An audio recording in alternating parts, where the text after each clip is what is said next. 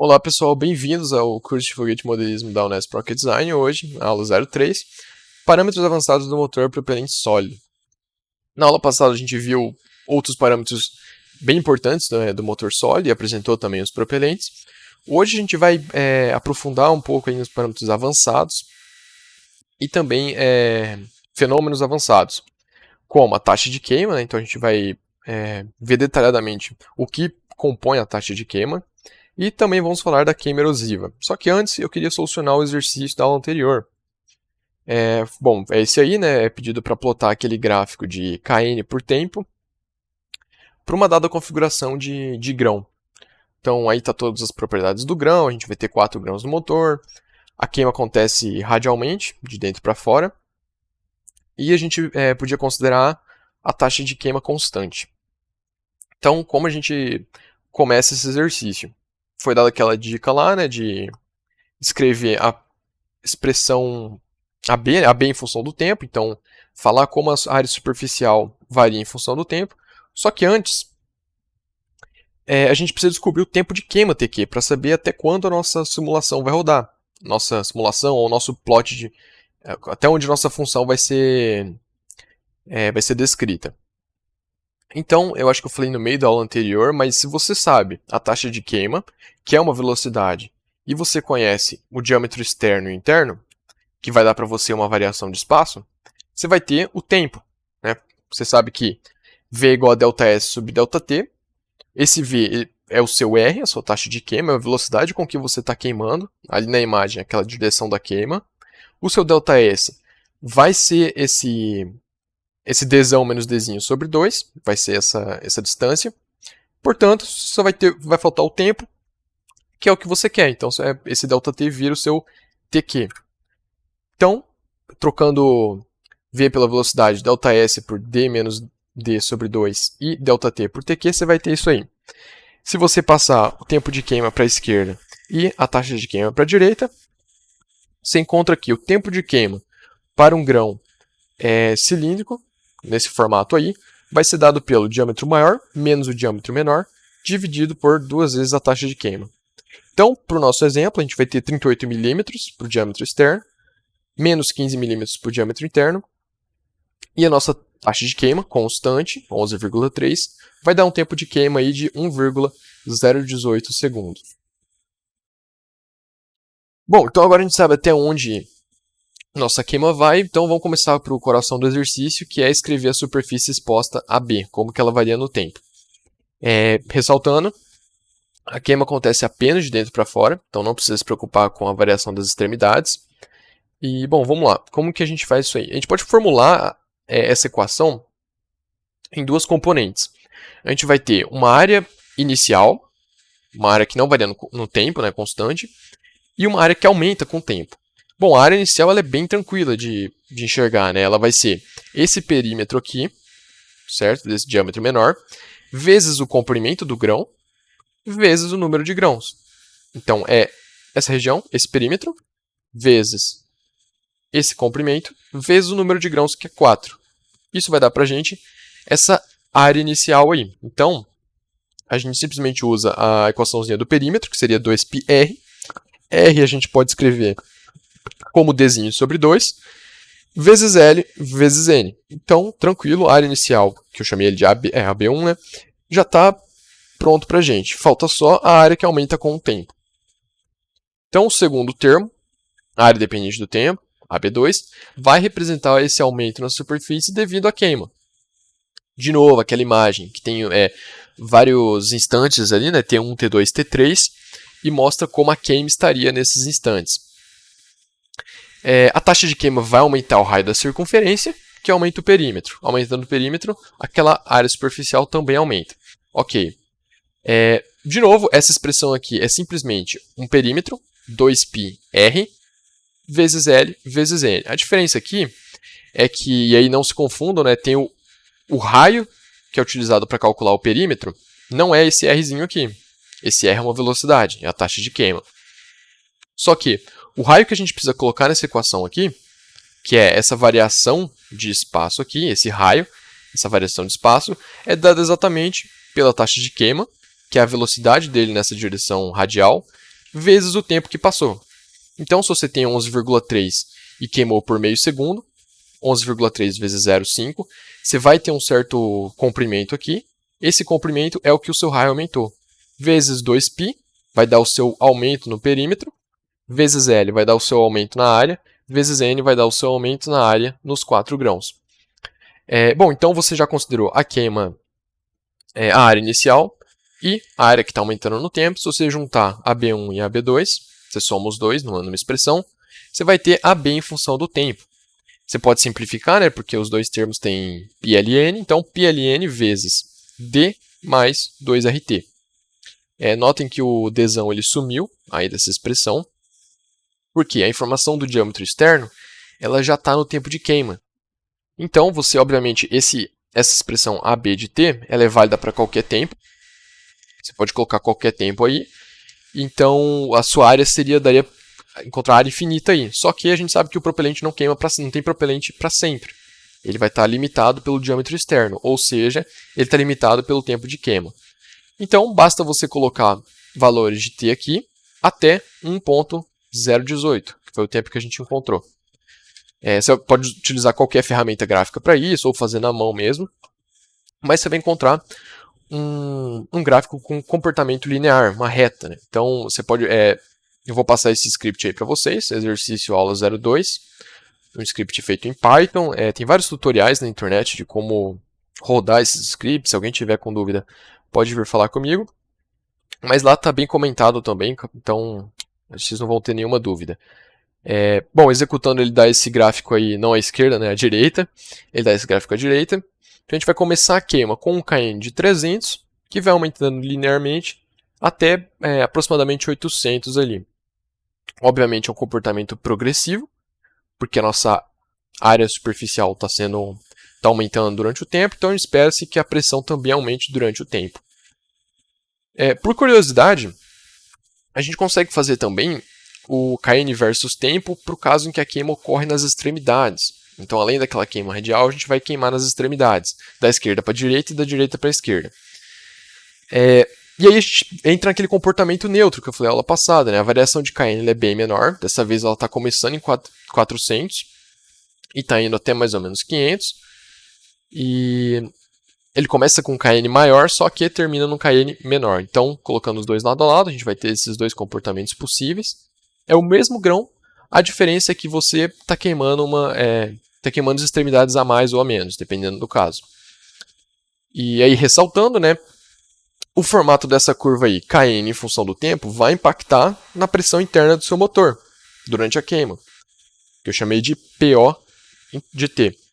Que por sua vez, né, essa pressão interna durante a queima vai impactar a curva de empuxo por tempo E de T, que você vai utilizar lá depois nas modelagens de trajetória. Ok, bom, então a gente solucionou o exercício e agora a gente vai ver quais outros parâmetros podem influenciar na pressão da câmara de combustão. Se a gente voltar naquela expressão da aula anterior, né, que eu mostrei para vocês, a gente viu que o PO, a pressão interna da câmara, ela é uma função ela depende de KN, que é aquela razão que a gente já conversou bastante, fez até o exercício, é aquela razão de área, superfície exposta e área da garganta, vezes a densidade do propelente, vezes a taxa de queima, vezes a velocidade característica de um propelente, C estrela. Então, bom, o KN a gente já deu atenção devida a ele, a densidade do propelente a gente já falou que ela é constante, só que o R a gente deu uma simplificada nele, né? A gente falou que era constante no exercício, mas na verdade não. A taxa de queima ela varia na pressão que você está na câmara interna. Então, esse R depende de PO, só que você usa R para calcular PO. Então aí tem um problema de realimentação, né, na equação. A gente vai ver como solucionar isso depois. Mas a gente tem que ter cuidado com esse R, então. É o que a gente vai aprofundar no slide seguinte. E a C estrela, né, velocidade característica de um certo propelente, é dada por essa expressão aí. Ela parece complicada, mas na verdade ela só tem termos... Ela é teórica, essa velocidade característica. Então, R, TO, K vai ser tudo constante. Então, para um dado propelente, KNSB, por exemplo, você vai ter tabelado isso aí. Claro que Se o seu propelente tiver alguma impureza, alguma variação ali na composição, esse C estrela pode ser maior, menor, obviamente. Só que dá para dar uma boa ideia se você utilizar o propelente semelhante. Ok, então agora a gente vai dar uma olhada nesse R. Com exceção do KN que a gente já analisou, a taxa de queima R também influencia na pressão da câmara de combustão, porque o resto dos termos é constante. Então, a taxa de queima, a gente sabe que ela pode ser representada por várias modelagens, várias equações. Uma delas, a mais comum, é a lei de St. Robert, ou lei de Viel, que descreve R da seguinte forma. Então, você vai ter uma constante, R0, normalmente é zero.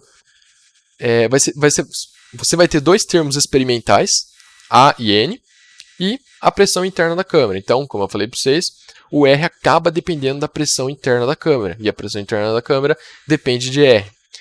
Então, entra naquele problema que a gente vai solucionar no design de motores, nas aulas seguintes. Então, o A e o N são determinados experimentalmente. A única forma é você fazer uma queima e analisar esses valores. E também variam de acordo com a região de pressão analisada. Então, se você está numa região de pressão baixa, esse A e esse N podem ser diferentes. Se você está em pressão alta, esse A e esse N pode ser diferente também. Então, aqui é bem baseado em valores empíricos mesmo. E aí entra outro problema, né? Porque além de St. Robert não descreve todos os propelentes perfeitamente.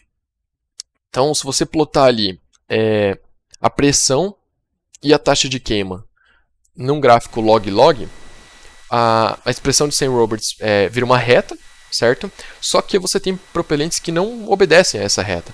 Você tem propelentes com comportamento mesa, que é esse comportamento que ele fica constante no gráfico log-log, mas ele fica constante até um certo nível e aí acaba reduzindo. Então, o aumento de pressão acaba reduzindo a taxa de queima, né? Até que ele aumenta novamente. E aí a gente tem o comportamento platô também, que a taxa de queima simplesmente permanece constante ao longo da pressão, antes de aumentar novamente. Lembrando, isso é uma escala log-log, né? Então o constante aqui não é constante num gráfico convencional, mas ele não aumenta da mesma forma que a lei de St. Roberts define. Como que a gente soluciona isso, né? Então, a gente vai ter que obter empiricamente a curva que relaciona a pressão da câmara com a taxa de queima. Então, aí tem dois gráficos do Richard Naka. O da esquerda, ele está comparando experimentalmente a taxa de queima de 3 propelentes de nitrato açúcar. Em azul, por exemplo, a gente tem o KNSB, que é o KN sorbitol. O KNDX, que é o KN dextrose, em vermelho. E, em amarelo, o KN sacarose, KN sucrose, que é o KNSU. Então vocês vão ver ali que o KNSU é o que mais aumenta com o aumento de pressão. Ele tem um aumento de taxa de queima considerável.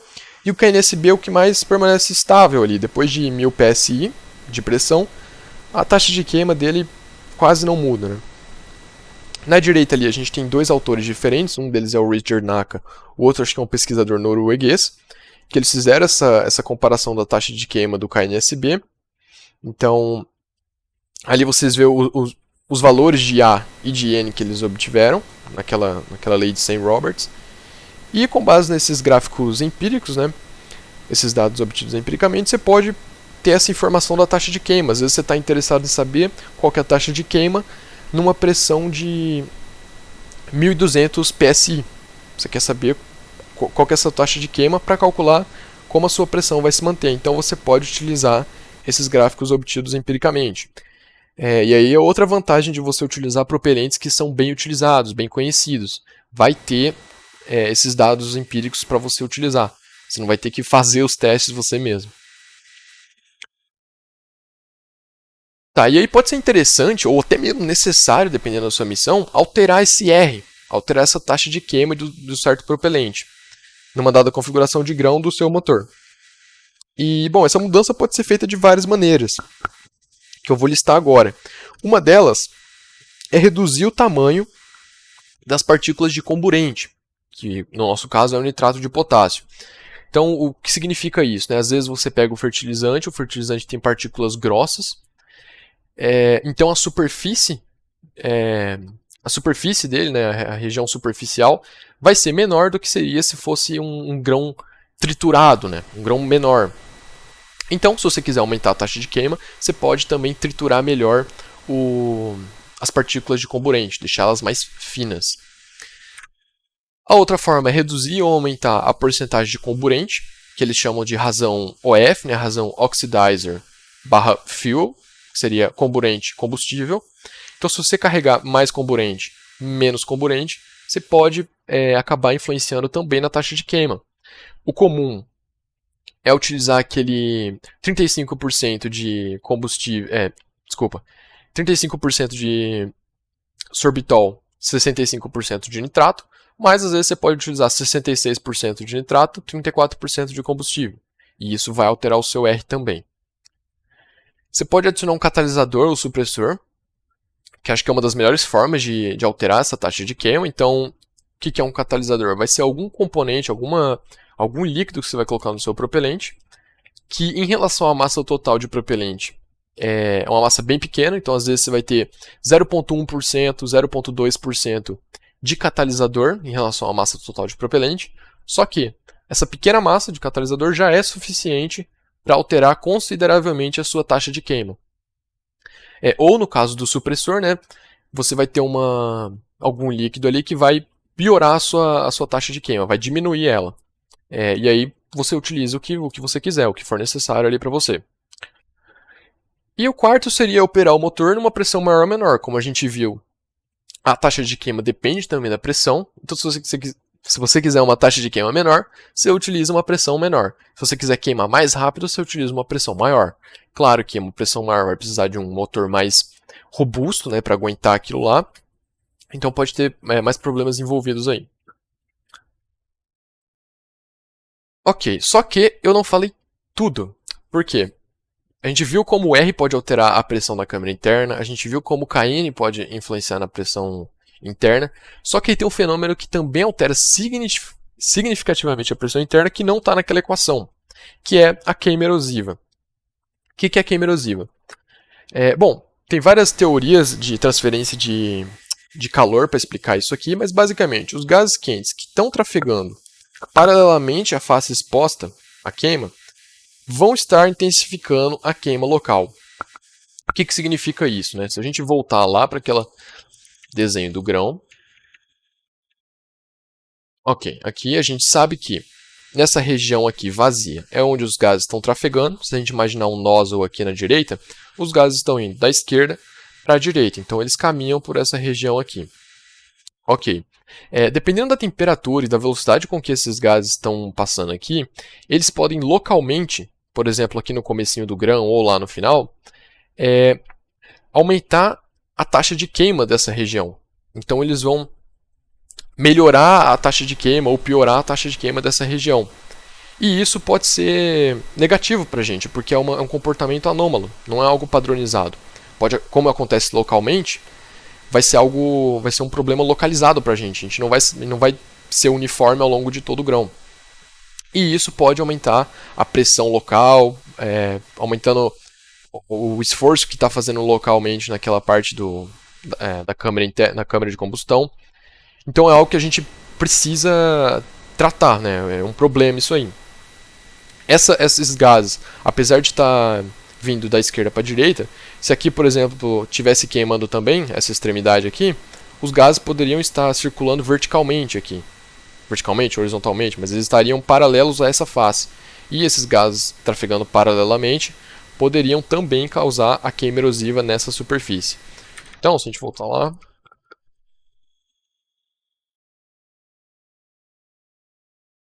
Então a gente sabe que a queima erosiva, ela aumenta repentinamente a taxa de queima, né? Localmente ali vai começar a queimar mais e queimar de forma anômala. Então, o pressão e impulso também vão aumentar consideravelmente, e aí pode levar a falha. Às vezes você não projetou a sua câmara interna para aguentar tanta pressão. Você não estava esperando aquilo e ela simplesmente vai falhar. Então, num gráfico de pressão ou impulso por tempo, a gente tem os dois comportamentos, né? A gente vê aqui que a queima erosiva ela tem um pico de pressão que você não esperaria num motor que não tem queima erosiva. E além disso, né, como ela consumiu mais propelente aqui nesse pico, o tempo de operação do motor também vai ser menor do que se não tivesse a queima erosiva. Então aqui a queima erosiva, você não tem esse pico, ele consegue queimar por um tempo maior também. Então isso aqui tem que ser levado em consideração em projeto. Além disso, o contrário também é possível. Você pode ter uma queima erosiva negativa. De alguma forma, a sua taxa de queima vai diminuir localmente.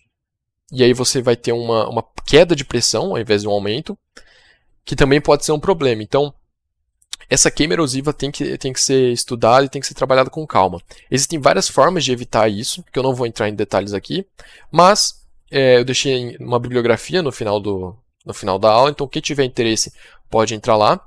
Eu também fiz acho que em 2018, 2019, eu fiz umas anotações da queima erosiva dos artigos do NACA, então está em português lá um PDF para quem quiser aprofundar nisso. É bem interessante. Então, se a gente retornar aquele gráfico de pressão versus o tempo para um motor qualquer, a gente percebe 3 fases distintas na queima de um motor sólido.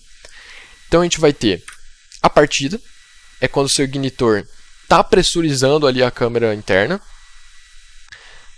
O estado estacionário, que é quando o motor está pressurizado e agora o que vai definir a sua pressão da câmara é aquela relação de Kn e R. E a atenuação, tail off, que é quando o seu propelente está acabando, tem só uns resquícios de propelente ali, e aí a pressão vai cair drasticamente.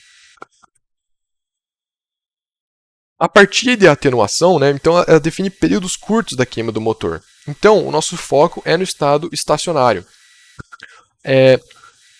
O tempo em que o motor está realizando a ignição, né, que o ignitor está trabalhando, e o tempo em que o propelente está acabando, em relação ao tempo total, são tempos curtos. Então a gente não foca muito os estudos do foguete modelismo nessa região aqui. No estudo de motores a gente não foca muito nessas duas regiões aqui das extremidades, mas sim no estado estacionário, que é essa região aqui do meio. Todos os parâmetros que a gente discutiu anteriormente são válidos apenas nesse regime. Então, aquela expressão lá, PO igual a Kn vezes ρ vezes R vezes C estrela, aquela expressão que rege a pressão da câmera, só é válida nesse regime aqui. Por quê?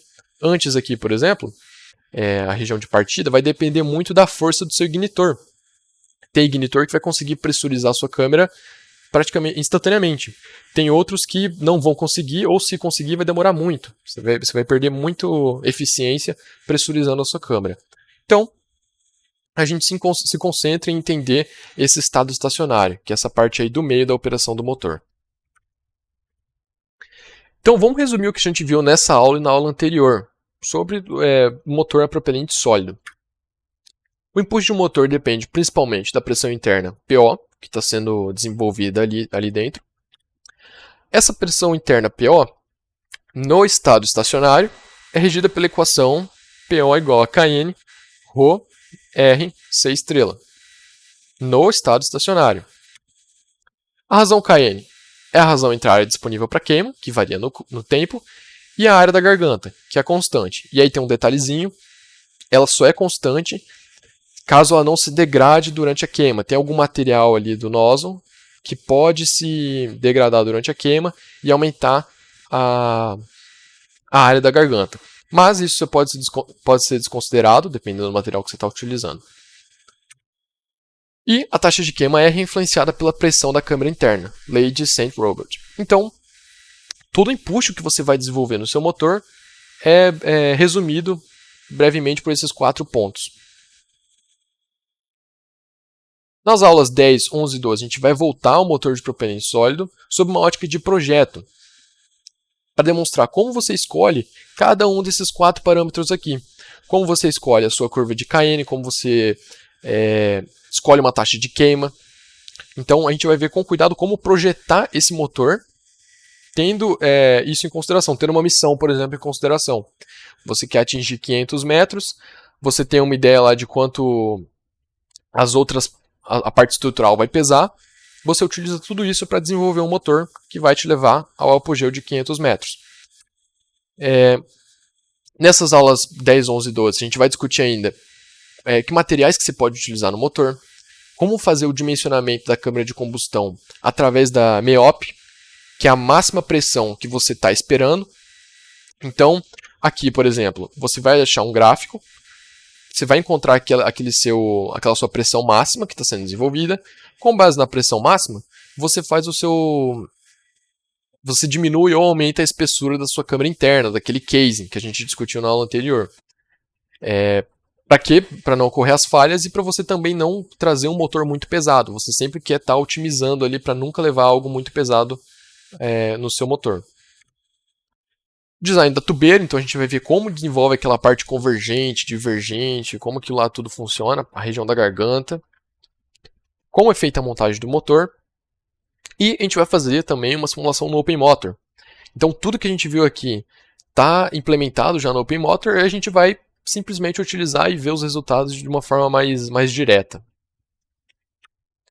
Na próxima aula a gente sai dessa parte propulsiva e a gente vai ver como que um foguete é estabilizado em voo. Então a gente sai momentaneamente, né? A gente vai voltar para fazer o projeto do motor, porém essas duas aulas aí já cobriram tudo que vocês precisavam para entender basicamente como o motor desenvolve o empuxo, o que vai controlar esse empuxo, né? Já que a gente não tem aquele controle que os motores a propelente líquido têm, como que a gente faz esse controle no propelente sólido.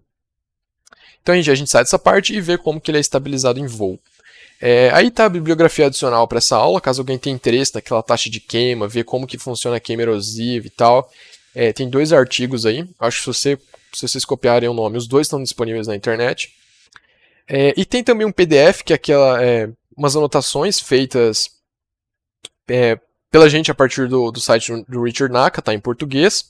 Tem algumas informações erradas, mas em geral dá para ter uma boa ideia do que influencia a taxa de queima detalhadamente, como aumentar, quais são as consequências de aumentar aquilo, tudo em português. Então, quem tiver interesse, eu também vou fazer upload desse PDF. Bom, muito obrigado, nos vemos na próxima semana.